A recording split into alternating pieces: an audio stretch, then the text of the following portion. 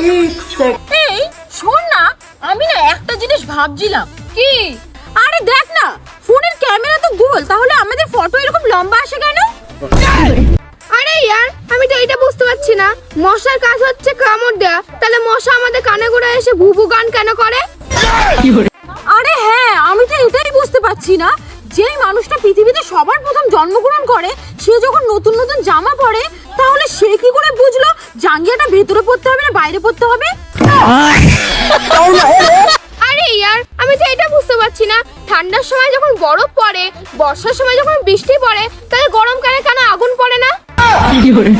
আরে হ্যাঁ ইয়ার, আমিও একটা জিনিস ভাবছি যে আমি তো কখনো কোনোদিন ফর্ম ফিল আপ করিনি, তাহলে ভগবান আমাদের কিসের এত পরীক্ষা নিচ্ছে? আর আমি এটা বুঝতে পারি না যে বাচ্চা জন্মগ্রহণ করার পর কি করে বোঝে যে এটা তার মা? আরে হ্যাঁ, আমি তো এটাই বুঝতে পারছি না, যখন জলই জীবন, তাহলে জলে পড়ে গেলে মানুষ মরে কেন যায়? আরে হ্যাঁ, আমি এটা বুঝতে পারি না যে যখন আমাদের নিঃশ্বাস নিতেই হবে, তাহলে আমরা নিঃশ্বাস ছাড়ি কেন?